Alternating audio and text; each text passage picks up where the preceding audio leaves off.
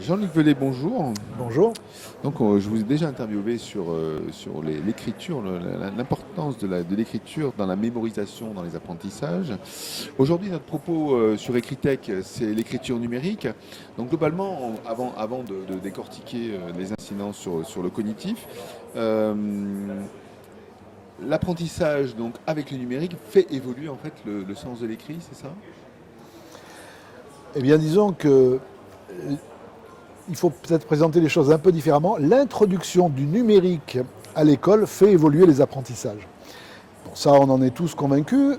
D'un certain point de vue, c'est positif parce qu'il y a peut-être de l'évolution et certainement une évolution à pratiquer dans les apprentissages pour les rendre plus en correspondance avec la société au sens large.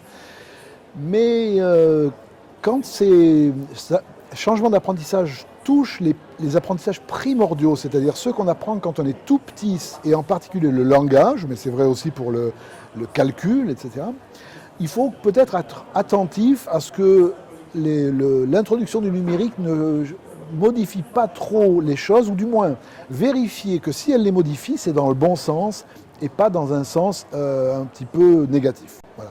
Or, pour revenir à l'écriture manuscrite, si on change l'apprentissage de l'écriture manuscrite dans les écoles maternelles, comme ça on prend le chemin avec l'introduction des tablettes, et qu'on veut se calquer sur la pratique des adultes quand les adultes écrivent en numérique, on devrait les amener à écrire sur clavier, sur des claviers virtuels, des claviers... Bon. Et là, ça change les choses assez fondamentalement parce que le geste d'écriture quand on écrit sur des claviers n'est plus du tout le même que le geste qu'on apprend quand on écrit à la main. Alors c'est là que notre travail, c'est sur cette question que notre travail a porté. On a montré que ce geste d'écriture, il n'est pas anodin. Qu'on fasse un geste ou un autre geste, ça peut changer les choses dans la représentation mentale et je dirais même cérébrale de l'écrit. Et ce qu'on a pu montrer par le passé avec des enfants d'école maternelle, c'est que si on fait apprendre à des enfants des lettres en les écrivant à la main, et qu'on compare avec un autre groupe d'enfants qui apprend les mêmes lettres avec la même durée d'apprentissage mais en les tapant au clavier, après l'apprentissage, quand on demande aux enfants d'identifier les lettres qu'ils ont apprises, ils sont meilleurs quand ils savent les écrire que quand ils savent les taper.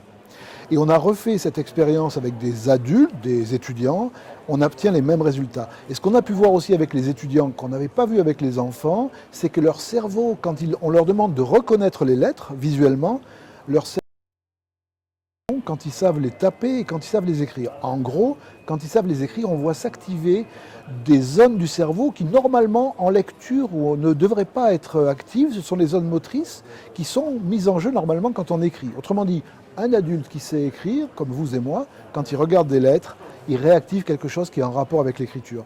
Eh bien ça n'est pas vrai quand on sait taper les lettres. On ne voit pas cette activation des zones sensorimotrices. Donc, quand on sait taper les lettres, on est moins bon pour identifier les lettres après visuellement et le cerveau ne s'active pas de la même façon. Et donc je reviens aux enfants. Si demain on décidait d'apprendre aux enfants directement la dactylographie sur tablette, parce que c'est le mode d'écriture le plus usuel chez les adultes, on risque de les pénaliser pour l'identification des lettres.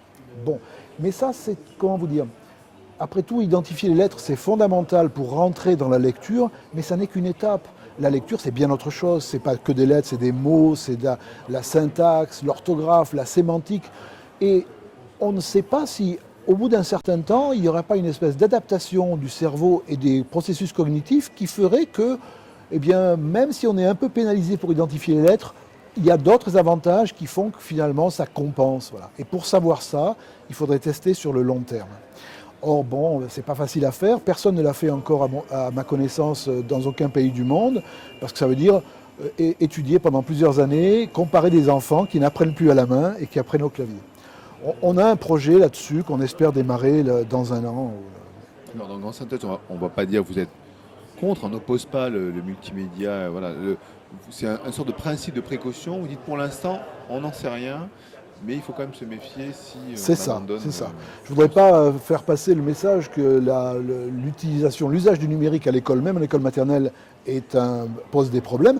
En fait, ce que je veux dire, c'est que avant de pratiquer des modifications aussi radicales de la pratique éducative, des méthodes pédagogiques, il faudrait vérifier qu'il n'y a pas d'effet délétère. À côté de ça, il y a aussi une possibilité d'utiliser les tablettes à l'école maternelle pour faire de l'écriture manuscrite.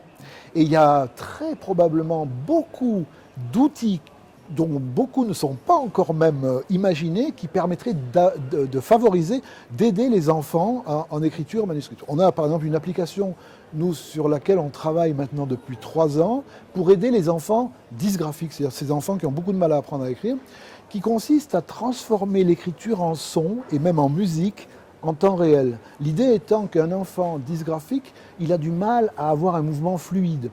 Et peut-être que s'il n'a pas un mouvement fluide, c'est qu'il ne perçoit pas bien que son mouvement n'est pas fluide grâce à ces informations qui proviennent des mouvements, des muscles, etc. Donc on lui donne une information supplémentaire, en l'occurrence sonore, pour l'aider à percevoir. Si son mouvement est fluide, la musique est mélodieuse. Si son mouvement n'est pas fluide, trop saccadé, la musique n'est plus mélodieuse. Voilà.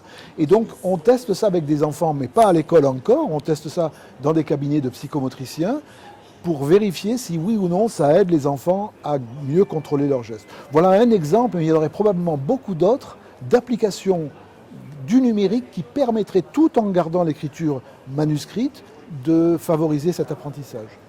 Donc voilà, la grande question aujourd'hui, c'est si on doit écrire sur des outils numériques dès la maternelle, comment écrit-on et comment bien utiliser le numérique pour l'écriture manuscrite? Et c'est sur ces questions-là qu'on va travailler, nous, mais d'autres collègues, pendant les années à venir, de manière à arriver à prescrire, faire des espèces de prescriptions dans quelques années pour dire au monde de l'éducation nationale, voilà comment on pourrait utiliser le numérique pour apprendre à écrire. Merci. Je vous en prie.